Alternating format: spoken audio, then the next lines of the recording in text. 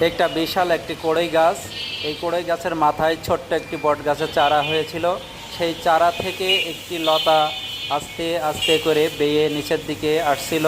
সেই লতাটি আপনারা এখন দেখতে পাচ্ছেন। এই লতাটি বেয়ে বেয়ে এসে নিচের দিকে আস্তে আস্তে করে দিনে দিনে সেটা নিচের দিকে আসছিল।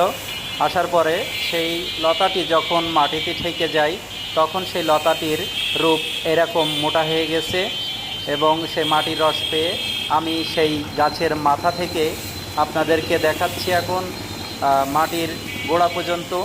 আসলে আল্লাহ পাকের সৃষ্টির কোনো তুলনা হয় না। আল্লাহ পাক কখন কোথা থেকে কী যে করে বোঝা বড়ই কষ্ট। আসলে তিনিই দয়াবান। দেখেন এখানে সেই লতাটি লাফতে লাফতে একদম গোড়া পর্যন্ত মাটিতে ঠেকে আজকে সেই গোড়াটি এরকম মোটা হয়েছে। না জানি এই গোড়াটি আসলে আর